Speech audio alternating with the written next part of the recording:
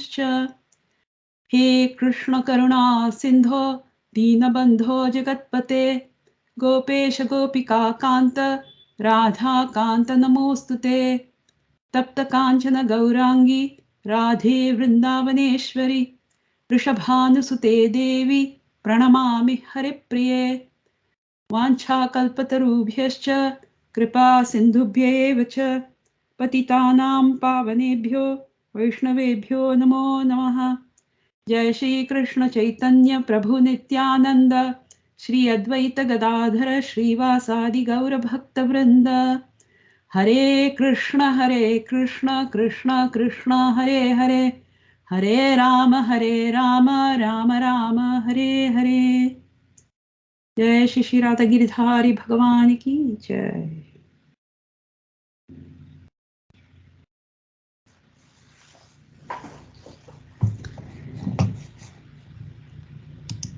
So we've done the first 3 verses so far from the Brahma Samhita. Does anybody have any questions or comments or anything so far? All good. Good. So we look at text 4. So like I said, the first 5 verses describe his dham, Lord Krishna's dham. So text 4, and Mom wanted me to share my screen for the verses, so I'll just do that.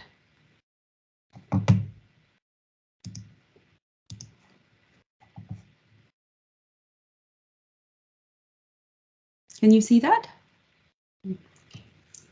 Tat kinjalkam tadamshanam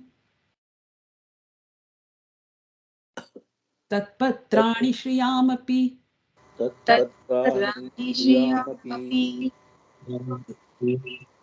the fourth verse is quite small. Tat, of that lotus. So we saw in the previous verse how Krishna's dham is, Golok Vrindavan is like a lotus flower with so many myriad of petals. So that lotus, kinjalkam, the petals, tat amshanam, of his Krishna's fragmental portions, tat, of that lotus, patrani, the leaves, shriyam, of the gopis, headed by Srimati Radharani, api, also. The wall of that eternal Ram Gokula is the hexagonal abode of Krishna. Its petals are the abodes of gopis, who are part and parcel of Krishna, to whom they are most lovingly devoted and are similar in essence. The petals shine beautifully like so many walls. The extended leaves of that lotus are the garden-like dhama, that is, spiritual abode of Sri Radhika, the most beloved of Krishna. I'll stop sharing now because I have basically I've tried to. No, I can. Do you want it? Do you want it to continue? Do you want me to continue sharing it, or are you okay?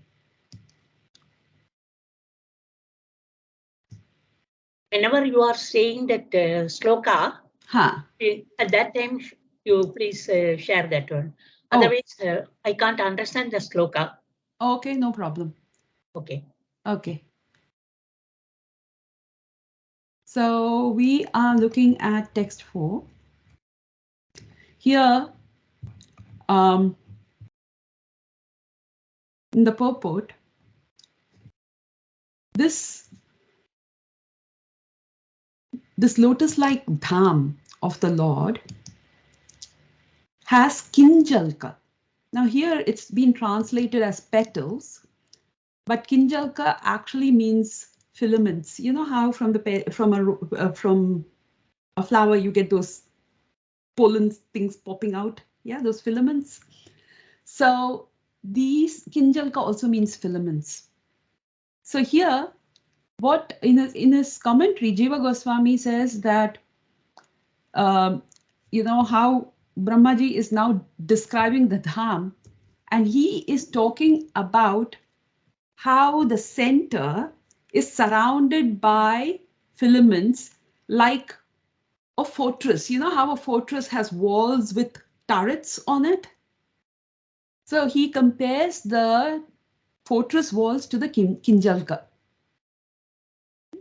And Tat Amshanam here indicates all the gopis, all of Sri Krishna's expansions, all the gopas, the gopis, and all his other associates. And in the purport, when we look at the purport here, it says that the eternal world is like a hexagonal figure.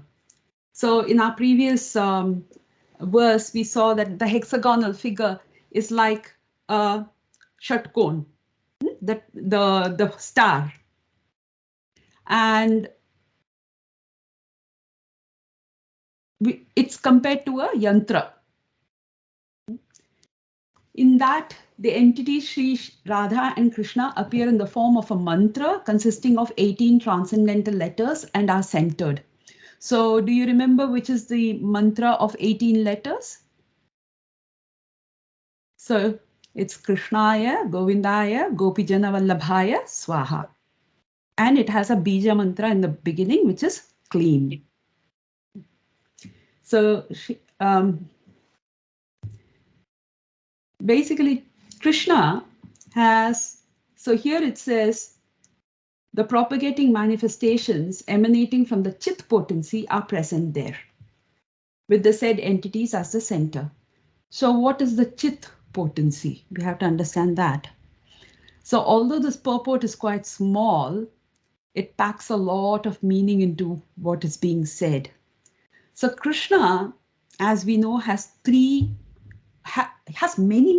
Shaktis, but they can be categorized in 3 main blocks, Krishna's Shaktis.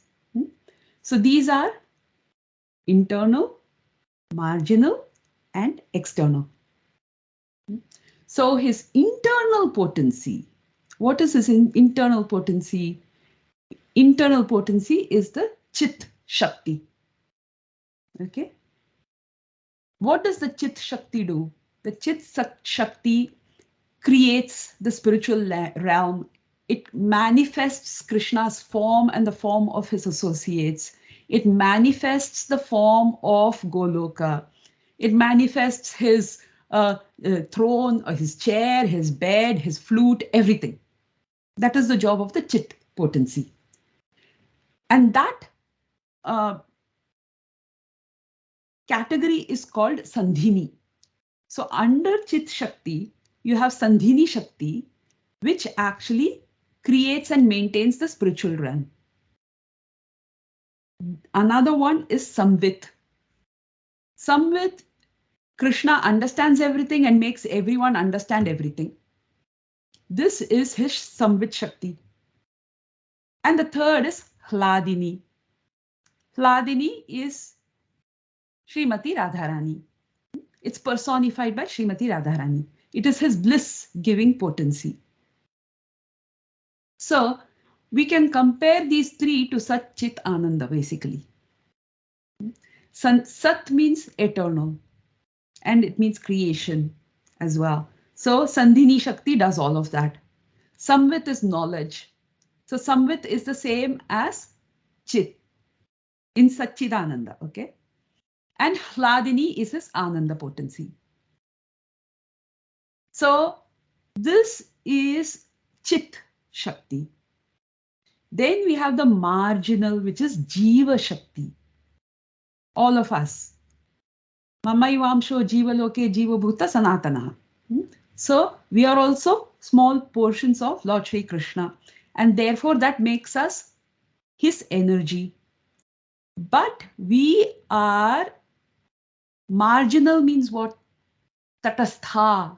Tatastha Shakti. What does Tatastha mean? Who can tell me? Where the water and river bed both join together. That way. Correct. That is the Tata. But what does it mean for the Jiva? It can go to any way. It can go to the spiritual Or it is just sitting like on the fence. No, that's a very interesting thing you just said. The jiva usually just never sits on the fence. It is either with the Parashakti or it is with the Aparashakti. Because it is not strong enough to, so while it is strong enough to overcome the Aparashakti use, that is Aparashakti is the material world. Okay, so remember in the Bhagavad Gita, Krishna says there is one more Shakti of mind which is very powerful, which controls the material world, and that is the jivas. Right?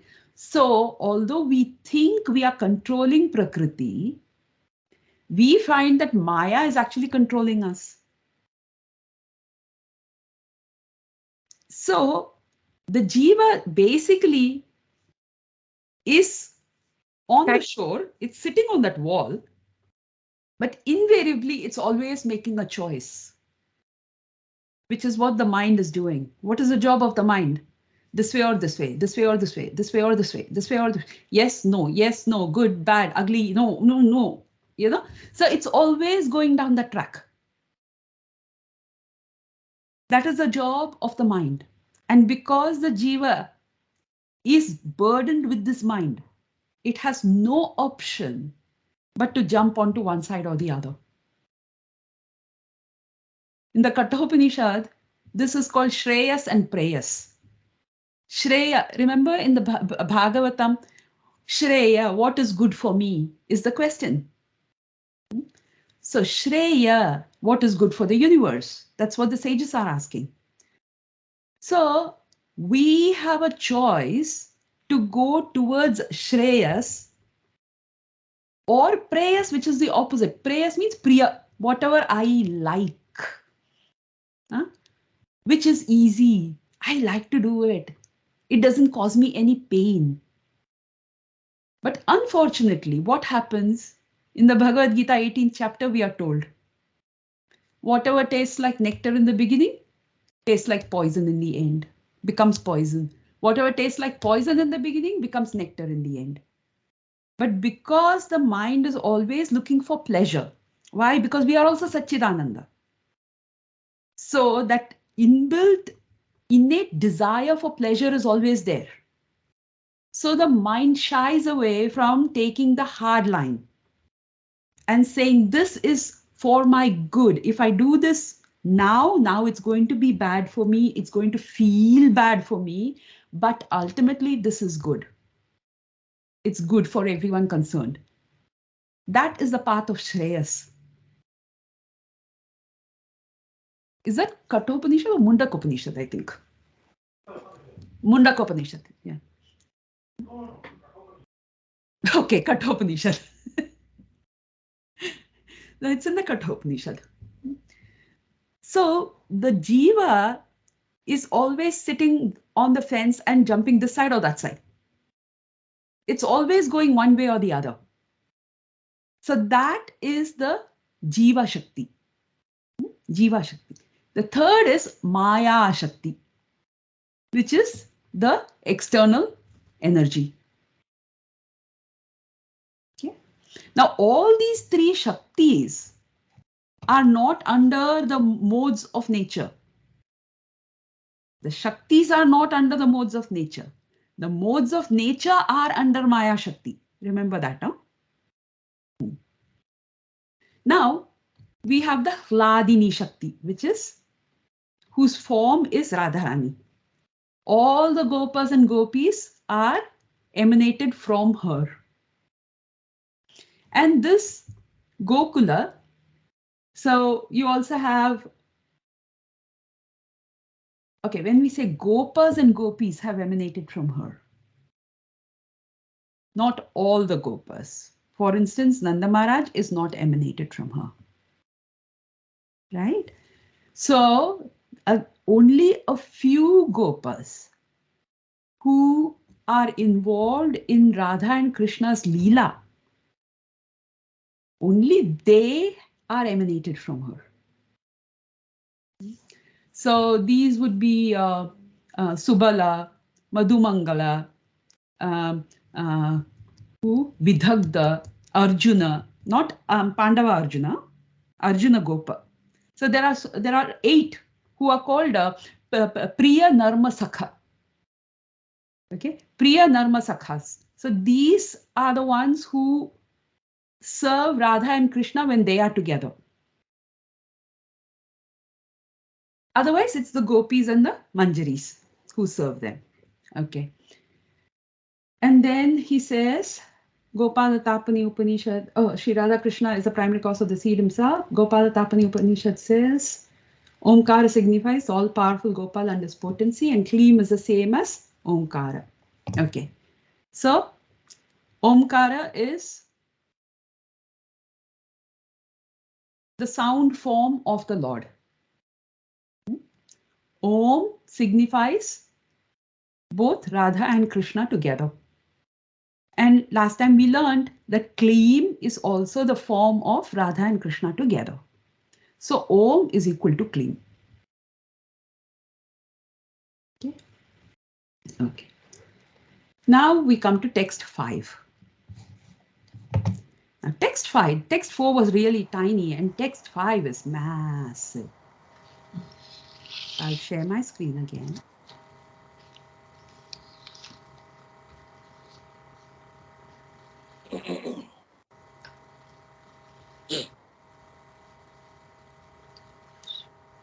Chaturasram tat paritah.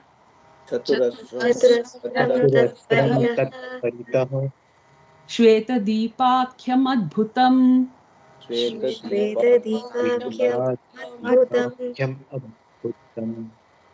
Chaturasram Chaturmurtesh.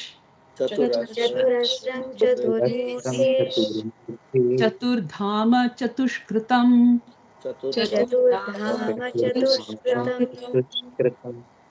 Chaturbhi Purusharthaischa.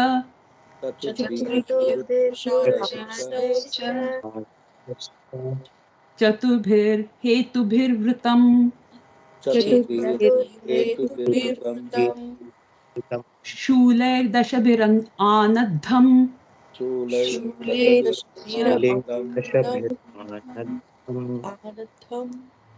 Urdhvadho Digvidikshvapi.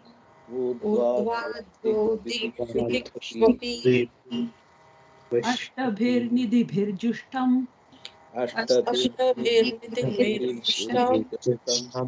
Ashtabhi Siddhibhistatha.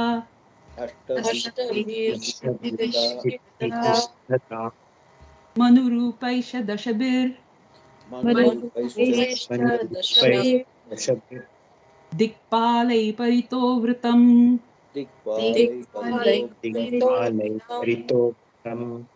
Shyamair Gauraischa Raktaischa. Shuklaischa Pashadadibhi. Shuklaischa Pashadarshabhihi.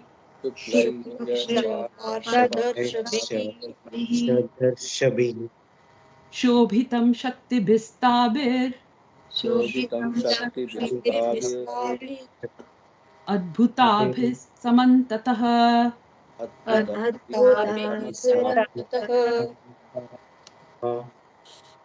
Good workout for the tongue, no? Mataji, when you say the S with the dot below, and so how do you pronounce that? For example, is it sh? Sure. That's the one where the tongue goes up. Sure. Sure. And the one with the thingy on top. The dot or the curl, the small arrow. Yeah, the thing. Yeah, that curl on top. That it's the ch. So smile a little and go sh. Oh, sh. This one is tongue up and sh. Sure. Thank you. Chatuh Asram, quadrangular place. Tat, that Gokula. Paritah, surrounding. Shweta Dweepa, the white island. Akhyam, named. Adbhutam, mysterious. Chatuh Asram, quadrangular. Chatuh Murtehe, of the 4 primary expansions. Vasudeva, Shankarshana, Pradyumna and Aniruddha. Chatuh Dhama, consisting of 4 abodes. Chatuh Kritam, divided into 4 parts. Chaturbhihi, by the 4. Purusha Arthaihi, human requirements. Cha, and. Chaturbhihi, by the 4. Hetubhihi, causes or basis of achievement. Vritam, enveloped. Shulaihi, with tridents. Dashabhihi, 10. Anadham, fixed. Urdhva Adaha, upwards and downwards, the zenith and nether. Dik, in the directions, north, south, east, and west. Vidikshu,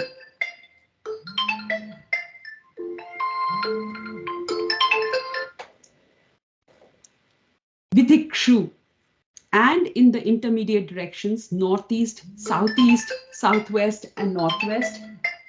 Just one second.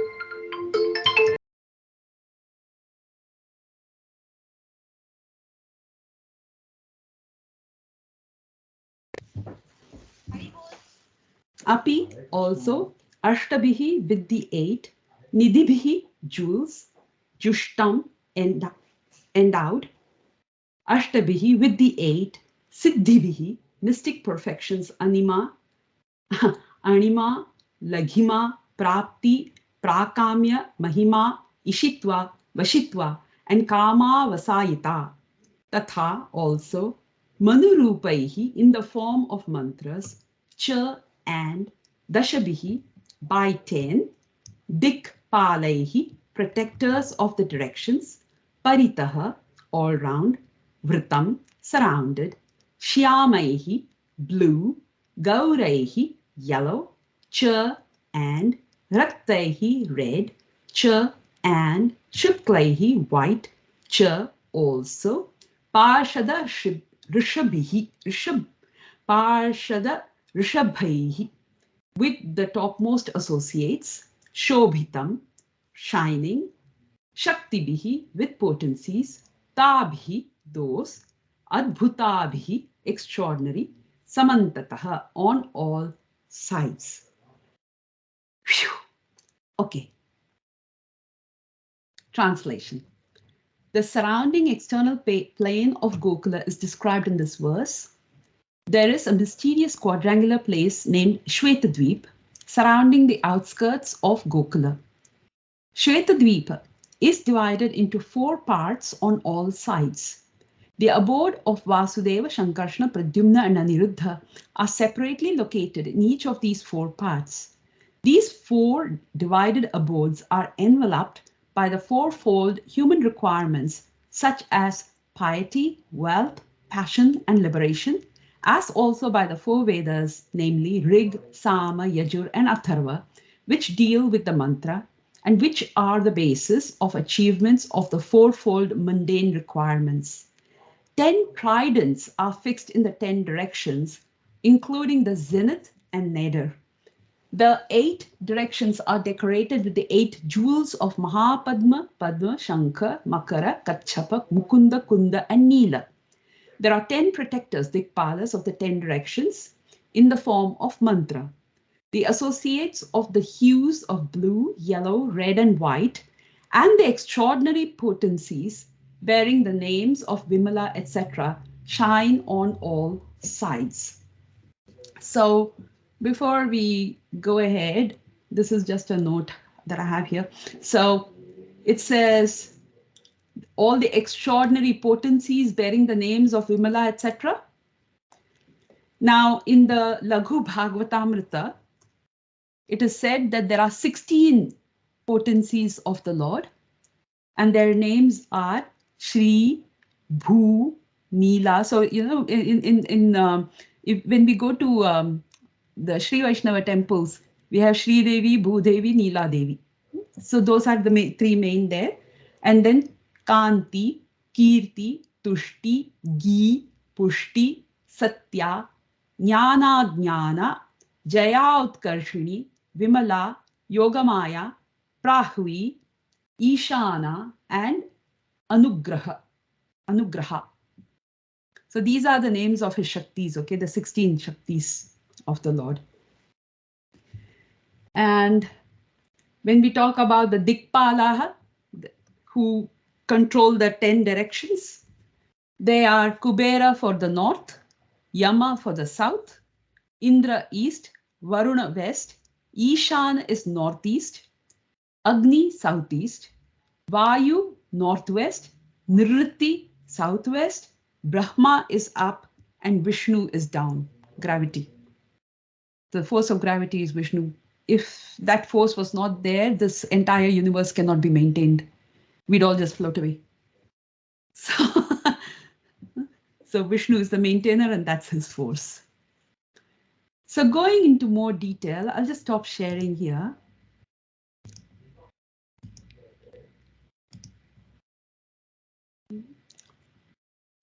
So this starts off with the name Shvetadvipa. So Shvetadvip is another term for the extended Goloka. Extended Goloka. So currently we've talked about the Shatkon in the middle, the hexagonal, which looks like a lotus flower. Yeah. But then surrounding it as a quadrangle, as a square around it, and that whole area is called Shvetadvip. So Shvetadvip is Goloka, extended Goloka. So this is like the outer suburbs.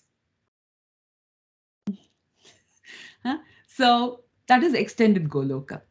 So within Goloka, there are two divisions. One is where it is completely Madhurya, sweet, which means nobody there even has the slightest conception of Krishna being Bhagavan.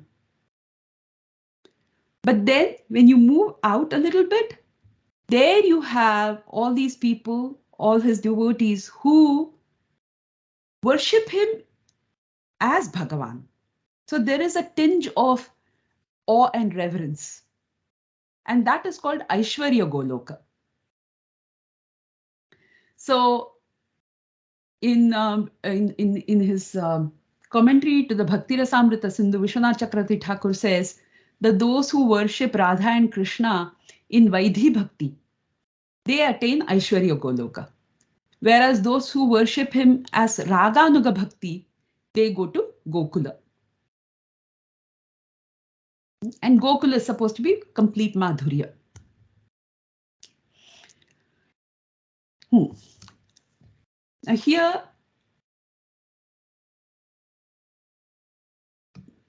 Bhaktisiddhanta Saraswati Thakur starts his purport with primarily Gokula as the seat of transcendental love and devotion. So why is that so? Because that is Madhurya at its highest. So when we talk about Gokula, you're talking about Yamuna Ji, Govardhan, Radha Kund, Shyam Kund, all of it, all of Rajamandal. Now, just outside that, you have the Lord's Chaturbhuja forms, the four main ones. Vasudev, Shankarshana, Aniruddha, Pradyumna, and Aniruddha.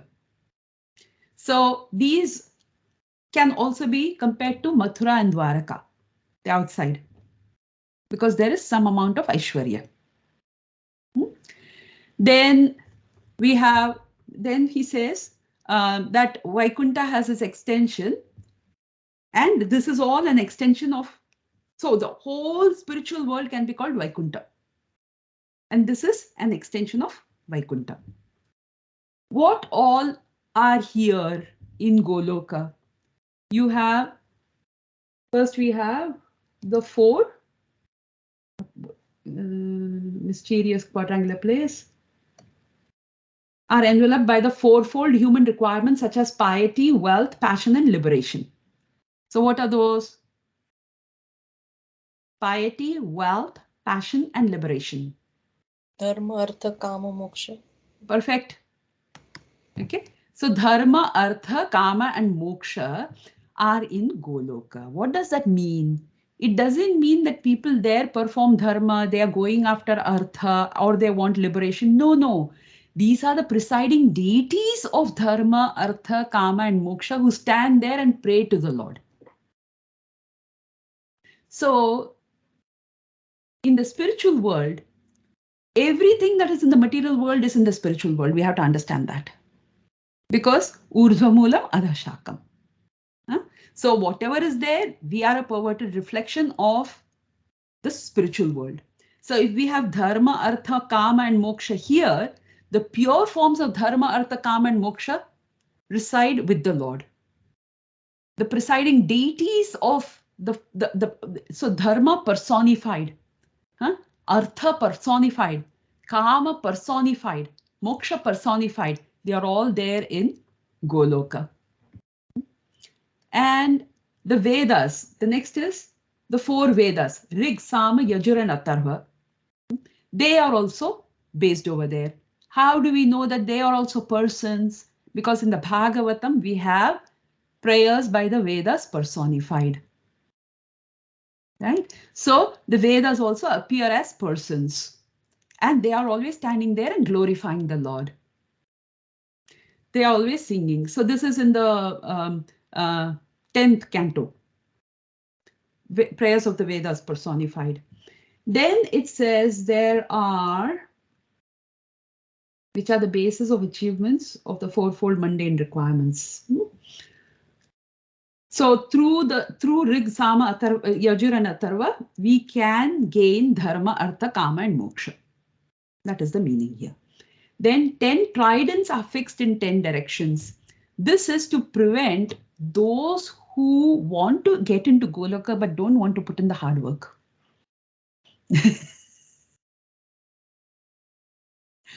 Or those who think that just by meditating on the Lord, or so without having any love for him, jnana, they can't just come into Goloka. They might get the other 5 kinds of liberations, but they will not get to serve Radha Krishna directly. That's the meaning. So those trishuls are there to prevent them. And what else is there? The 8 directions are decorated with 8 jewels. And the jewels' names are Mahapadma, Padma, Shankha, Makara, Kachapak, Mukunda, Kunda, and Neela. Then there are 10 Dikpalakas of the 10 directions. We just saw them, Vayu, Agni, Ishana, and so on. Then we have the 16 potencies. Now, these potencies, when we talk about these potencies,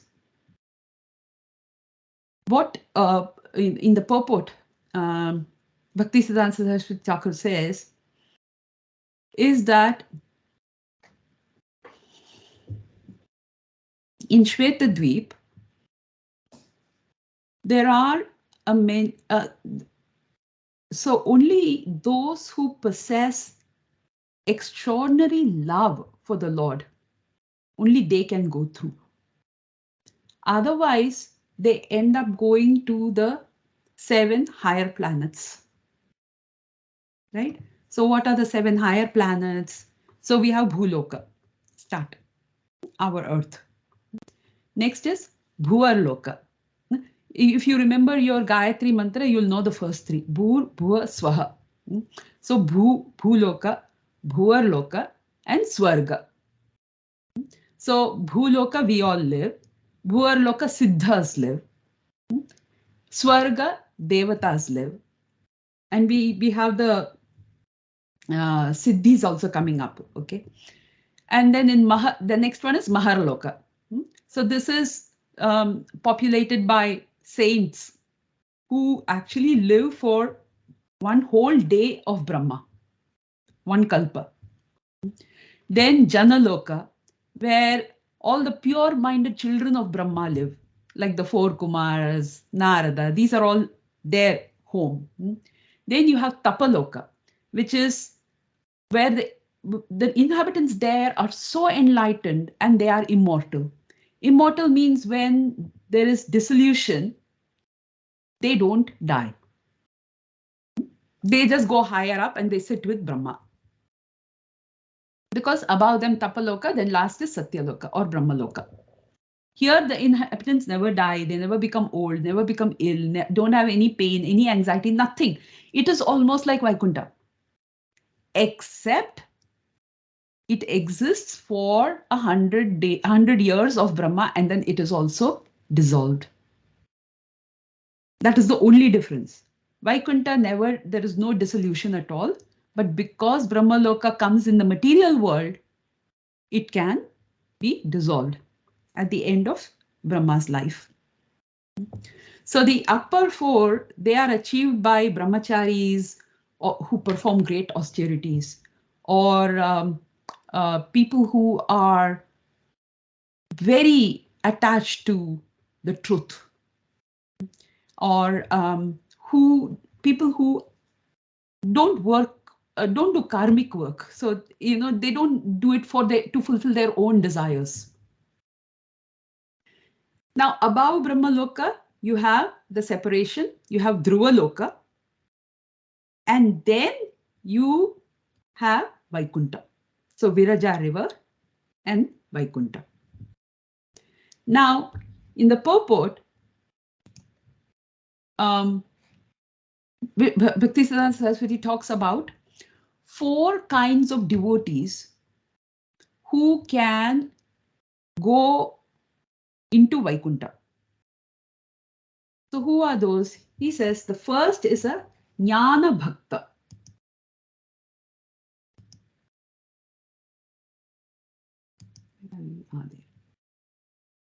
So what I can do is I can share my screen for this. Just we'll read this bit and then I'll explain it to you. So it starts here.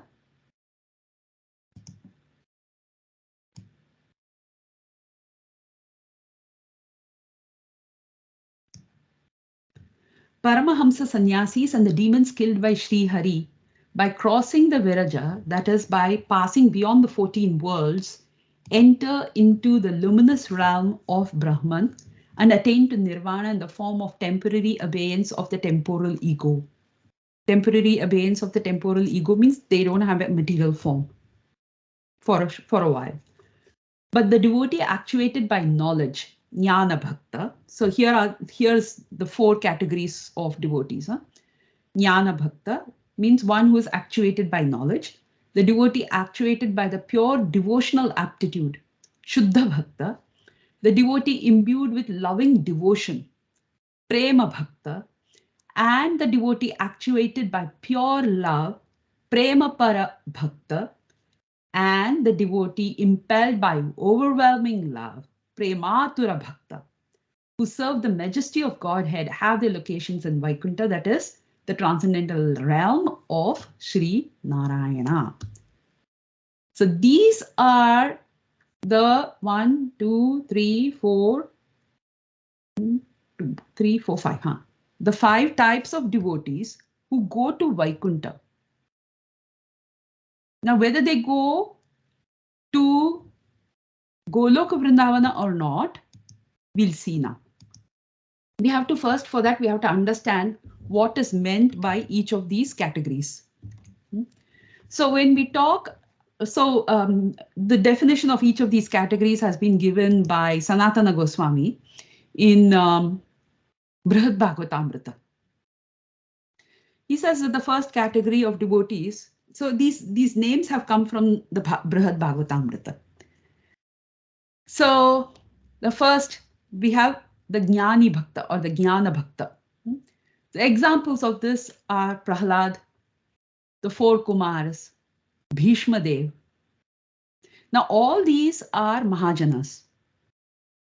These are all Mahajanas. So they all know the Lord. They all know his power, they know his opulence. So they are not impersonalists. When we say Jnana here, they are not impersonalists. They personally follow the Lord. But for them, they have a great deal of jnana about his Aishwarya, about his opulence. So they cannot serve him. There is no mood of serving him. So when Narasimhadev came in front of Prahlad, he said, ask for boon. Prahlad said, I don't want anything. He said, no, ask for a boon. Prahlad said, okay, let my father be liberated. Then what? Ask something else. He said, okay, don't make sure that I don't have any desires, material desires. He did not say, Narasimhadev, let me serve you. Always and always. Why? Because for them, the Lord is not someone who gets hungry. The Lord is not someone who, wants to play with you or who needs to be served. They love him, no doubt.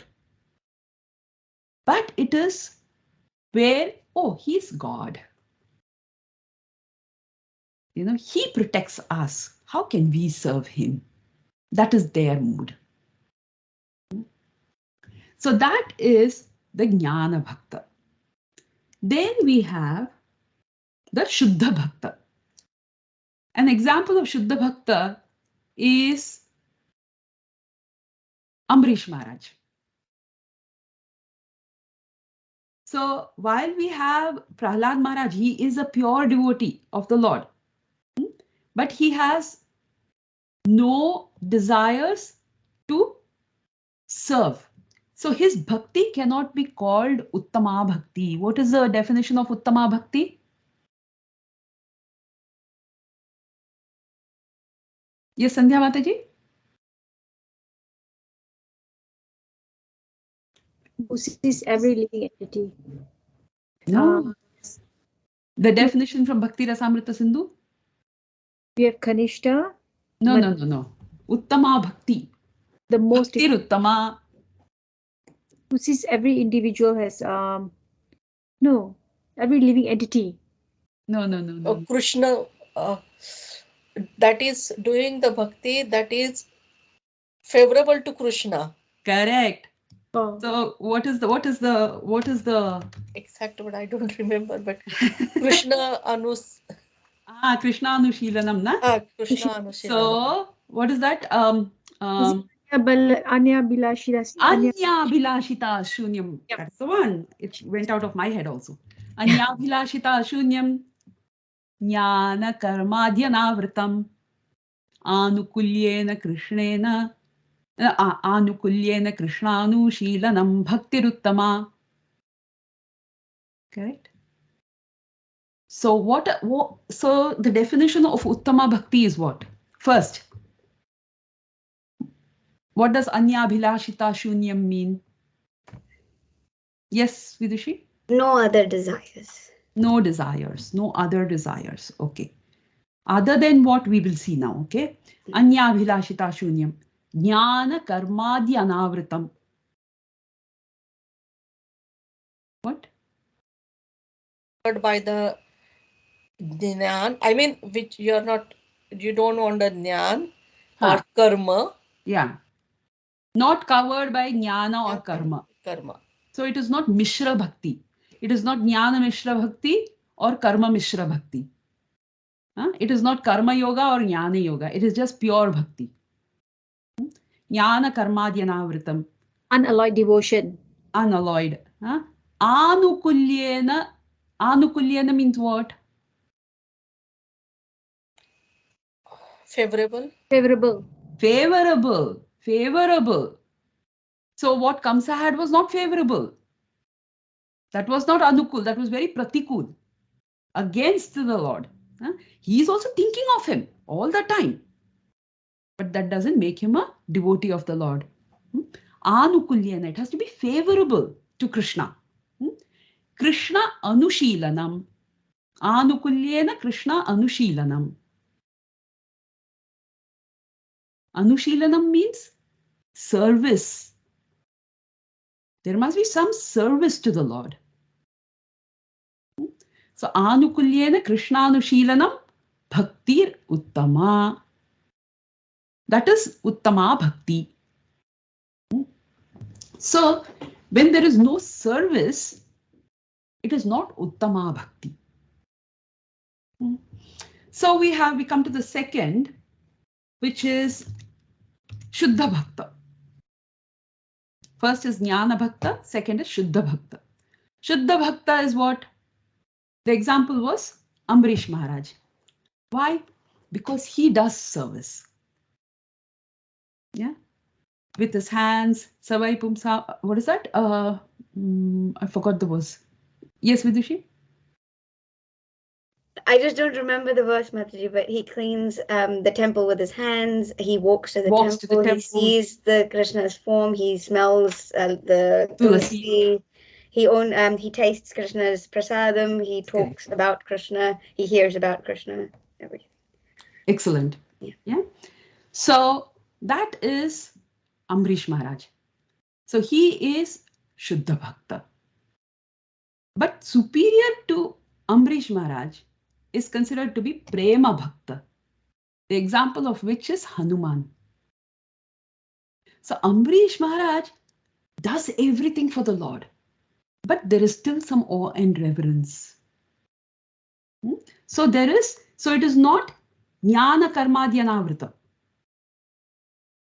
It is still mixed with Jnana and Karma. So we have the next is Lord Hanuman. What does he do? He carries Rama and Lakshmana on his shoulders. He does personal service to the Lord. He does personal service to Sita Devi. He goes, looks for her, he finds her, he brings the mountain for Lakshmana. What else does he do? When they had come back to Ayodhya, because Lord Rama's brothers had not seen him in such a long time, Sita Devi had been separated from him. They saw that Hanuman was doing all the jobs for Lord Rama. So what they did, they got a meeting together and they divided up all the chores. Said, okay, Sita Mata, you will do all this.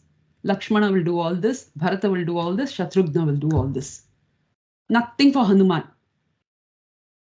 So Hanuman, he comes, he wants to, sweep the floor. So somebody else is doing it. He wants to do something for the Lord, cook for the Lord. Sita Mata is doing it. He wants to go and lay out his clothes. Done. He wants to help him comb his hair. Sorry, somebody else is doing it. What am I supposed to do? So he goes to Sita. He goes, what am I supposed to do? Everywhere, all of you are doing all the work. Sita said, yes. We have divided up the work amongst ourselves. You now just sit and relax. Hanuman, me, relax. So he sits and observes. He says, I'll find something. Sits and observes. Now Lord Rama wants to go to bed. Hanuman decides, whenever Rama yawns, this, I will do that for him. Whenever Lord Rama yawns, I'll do that for him. And now Lord Rama can't stop yawning. And Hanuman is standing next to him going. And everybody else is, what is wrong with you, Bhagavan? Why are you so sleepy? It's early. No, I'm so sleepy. I just can't stop yawning. And Hanuman's like, yes, that's it. So this is Hanuman's service. He is Prema Bhakta. Now Lord Rama and Lakshmana can sit on Hanuman's shoulders. But can Hanuman sit on Rama's shoulders? That will never happen. So beyond Prema Bhakta, we have Prema Para Bhakta. That is the Pandavas. So the Pandavas, they think of Krishna as their friend. There is actually no awe or reverence, so much so that Yudhishthira made him a dut, a messenger to go and plead with the Kauravas. There are at least 5 villages. Krishna went as a messenger. Arjuna said, you become my charioteer. Krishna said, yes, that is perfect. That's the job I love to do. You have Draupadi. She just calls out to him and he comes. When they are in the forest, anytime she's upset, she would just call out to him and he would come to wipe her tears away. Draupadi is in the mood of Sakha. All the Pandavas are Sakhas. They are friends of Krishna. Draupadi is also a Sakhi of Krishna. She's a friend. It's not the mood of a gopi at all. She's a friend. So she calls him, in fact, in the Brihad Bhagavatamrita, she says, my Priya, my Prana Sakha protected me. I have been protected by my Prana Sakha, Krishna, who every time I would cry, he would come and sit with me and wipe my tears off. So this is Prema Para Bhakta. And beyond this is Prema Atura Bhakta. Now this is Uddhava. Why? When Krishna wanted someone to go to Vrindavan and pacify the gopis and the gopas, he did not think of sending anybody else other than Uddhava.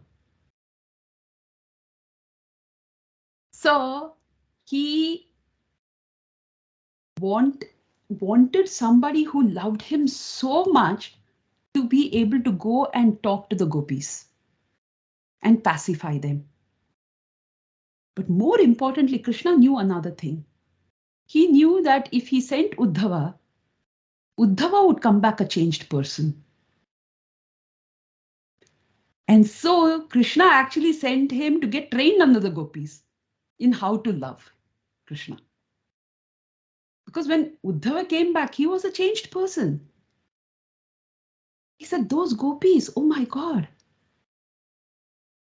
Because when he went there, he went saying, oh yeah, I'll just go there. I'll tell them, why are you people so upset? There's nothing to be upset about. He is Krishna. He lives in everyone's heart. You know? He's there in your heart. Just look inside. He's never left you. But are the gopis even hearing what he says? It's not even going into their ears. No? So, what next? When Radharani, the Brahma Gita, when she starts talking to the bumblebee, what happens? Uddhava is struck with astonishment. He says, how? How is this kind of mad love possible?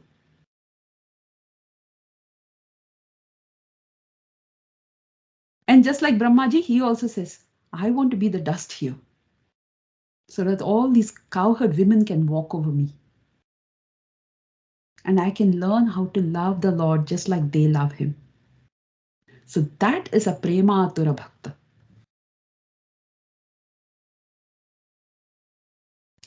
So who is the first one? What is the first kind of Bhakta? Jnana Bhakta. Who is the example?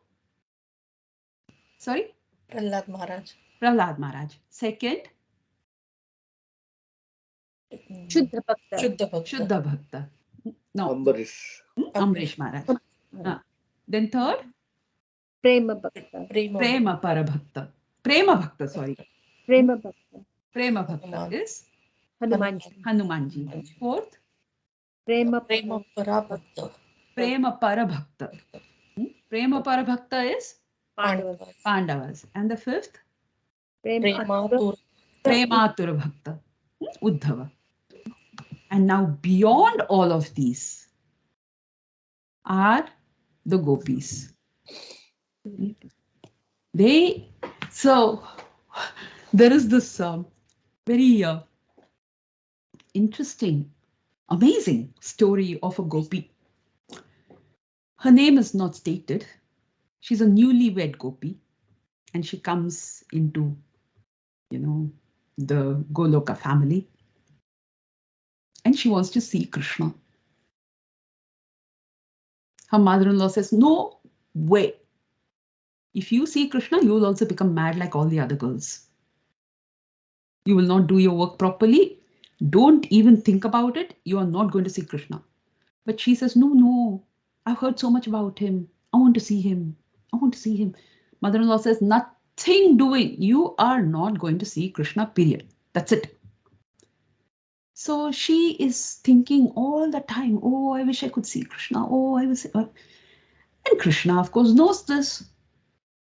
So one day he herds all his calves. So he's also a little boy, na? Herds all his calves and brings them outside her house. And then he makes one calf run into her house. And then he comes chasing after the calf. And the gopi standing at the door looking. And she's just struck dumb. She's like, wow, what a beautiful, beautiful boy this is. He comes running, picks up the calf, and with his flute, he just touches her on the chin and he runs away. And after that day, that gopi completely loses all sense of everything. And her mother-in-law goes, "Ayyo, what has happened now? Okay, do some work. Okay, I'll do the curds, you know. I'll churn the curds to make butter. Put the what do you call it? The churn in a pot, and she's churning away.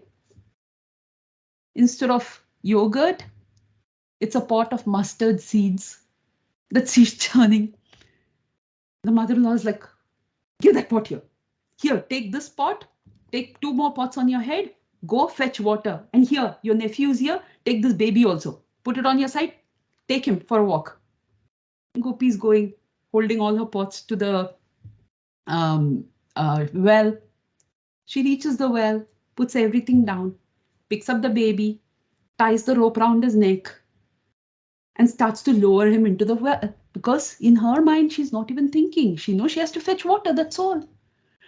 And all the other gopis, my God, they just jump at her. They pull the child back and they're like, you've gone completely crazy.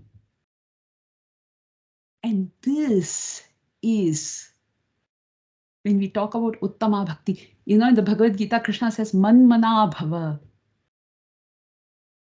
This is completely Manmana. The man, the mind, the soul is just completely engrossed in the Lord. Nothing else, nothing else. That is Manmana Bhava, Mad Bhakta. So when he talks about bhakti there, that is the gopis bhakti. Topmost. Manmana Bhava Mad Bhakto. Madhyaji Mam Namaskuru. Why? Why a gopi becoming mad? The Lord himself becomes mad. How does the Lord become mad? Which form of the Lord is his mad form? 2 forms. One is, yes, say Vidushi. Chaitanya Mahaprabhu. Exactly. Yeah. What did Chaitanya Mahaprabhu do? He was in the mood of the gopis, right? He would fall down, his joints. It seems his joints would just come off, 8 inches gaps, flopping around. He would be sweating blood. Tears would shoot out of his eyes. That was the level of prema in Lord Chaitanya Mahaprabhu. And what is the second form of the Lord?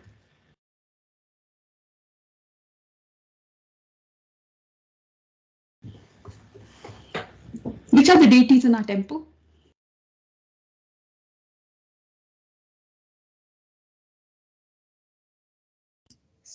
Is it Radharani? No. Radharani is Gopi, of course. I'm saying the Lord.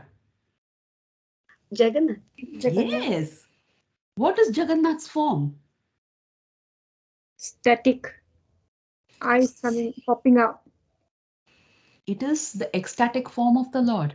Yeah. So if we have not been able to see Chaitanya Mahaprabhu, we just look at Jagannath, we can see Chaitanya Mahaprabhu there. Jagannath's form is where his hands have gone inside.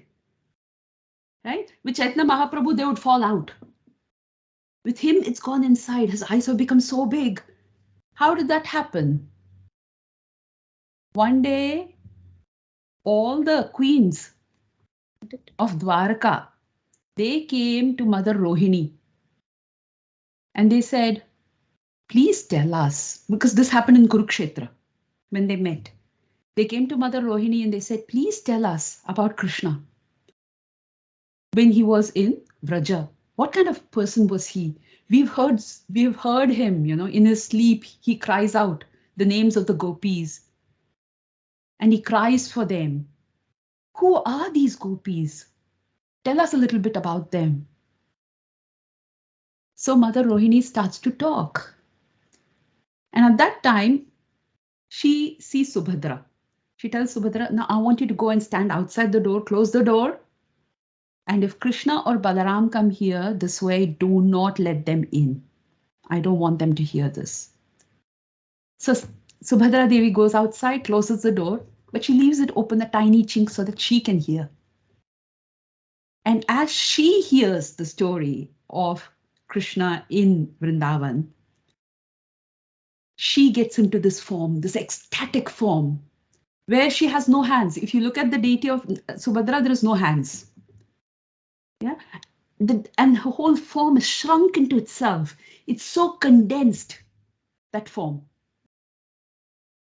And the two brothers walk by, Krishna and Balaram. Subhadra is lost. She doesn't see them at all. And they look at her and go, ooh, what's happened to her? And they go and they hear something being said. So they also put their ears and start to listen. And they also manifest the same form. So this is the form of Jagannath, Baladev and Subhadra that is worshipped. So it's a very bona fide form of the Lord. It is not a form which is kalpanik, imaginary. It's not that, the story is that Vishwakarma could not finish the deities in the 21 days that he said he would, but it is not that these are half-finished deities. This is the form of the Lord in his most ecstatic mood, where he's hearing about the gopis, he's hearing about Radharani. So, and with that, basically, in the second paragraph, Bhaktisiddhanta Saraswati Thakur talks about how the pure devotees, they follow the devotees of Vraja. So we all follow, we are all Anuradhas. Radha, Anuradha, we follow behind her, in her footsteps. We pray to her to show us how to serve the Lord. And he talks about how Shvetadvip, which is the full Goloka, manifests on earth as Navadvip as well. So one is Vrindavan, of course, our Bhuloka Vrindavan. And Navadvip is also Shvetadvip. So Lord Chaitanya Mahaprabhu, being the form of Krishna, he manifested in Navadvip area, and that whole area is a manifestation of Shvetadvip. And this is there in various scriptures. And these are all under the control of Yogamaya, not Mahamaya. And he says that the difference in mood, he doesn't say that actually, but yeah, the only difference in mood between Goloka and or between Vrindavan and Navadvip. What is the difference? Can anyone tell me? The difference between Vrindavan and Navadvip. Sorry, Sandhya Mataji. Vrindavan is Krishna's pastimes. Was Chaitanya Mahaprabhu's pastimes. Yes. And what is the mood in Vrindavan? What is the mood in Navadvip? The rasas were different, Mataji. They were different rasas. There were the 5 prominent rasas in Vrindavan. In Navadvip, there were 12 rasas, different rasas. There were more than that. Okay. Can you elaborate on that? I'm not sure about the Navadvip. I think it's around the 12 rasas. But I know the prominent ones were in Vrindavan. That was in Bhakti Rasa Amrita Sindhu, I think so. I'm not so sure. But please correct me if I'm wrong. Okay, because I haven't come across the 12 rasas part. I don't know about that. So I'll see if I can find reference to that. But the mood, the difference in mood is Vrindavan is Madhurya, sweetness. Whereas here it is Audarya, Udarta. Audarya means magnanimity. The mood in Vrindavan, the Lord's mood in Vrindavan is Madhurya, it's sweetness. It's to go out and steal butter and play with his friends and the cows and the calves and the gopis. And it's all just sweet, sweet, sweet, sweet, sweet. Madhurya. His mood there is to have fun. Whereas here it is Audarya. Audarya means magnanimity. He has come to spread the holy name. And he did not care who it was. He caught hold of everybody. He fell at everyone's feet and said, Hari bolo, Hari bolo, Hari bolo, Hari bolo, Hari bolo, Hari bolo, Hari bolo, Hari bolo. All the time. That was his mood. So here he came to give love of Krishna. There he came to take love from all his devotees. That is the difference in mood of the Lord in both these places. Mataji, how you spell Audarya? Audarya, Audarya.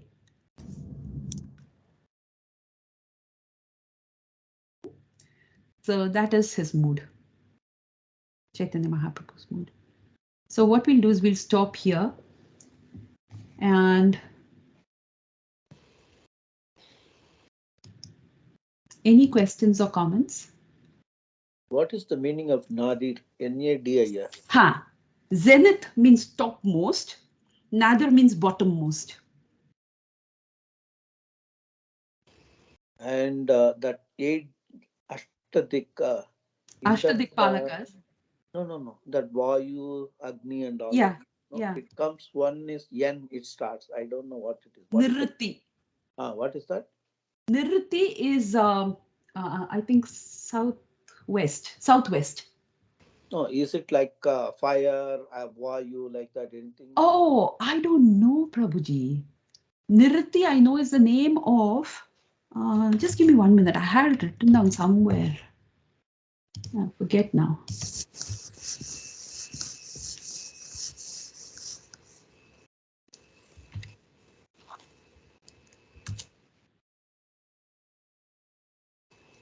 Yes. Nirriti is a goddess who personifies death. Okay. So like anything, associated with south is associated with death. So you have South Yama, you have Nirriti, who's also death, and Agni, southeast. But Agni is used to sustain us as well, cook our food and everything. So all Vastu Shastra. Yeah. Who goes to Dhruvalok, Mataji?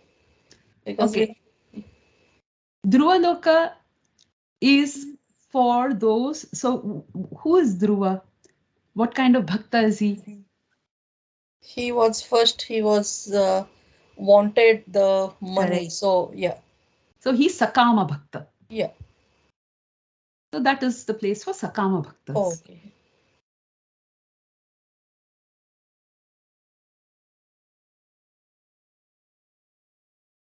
Anything else? Okay. If not, then we'll stop here for today. Just a reminder, there's no class tomorrow. Okay. Because I'm going to be away, and the week after as well. So we meet next now. Saturday, Sunday also no class. Next Saturday, Sunday also no class. We'll meet on the 20th. Today's 6th, so 14th, 20th. No. Mataji, we got Janamashmi and Prabhupada's appearance day. Right. So we won't meet on the 20th. We'll meet on the 21st. Yes. When is Krishna Jayanti? Friday. 19th. So it's 19th. 19th. In the temple? Yeah. 19th. Thank you. Hare Krishna, Mataji. Thanks for that. Yeah. And Yatra also starts Balram Ashtami time. Yeah. Balaram Jayanti will be the last day. Yes. Yatra. It's starting next week. Yeah. Okay. So we'll stop here. Bahu dhanyawadaha. Hare Krishna. Mataji, Hare Krishna everyone. Hare Krishna Mataji. Have a good holiday, Mataji. Yeah, have a good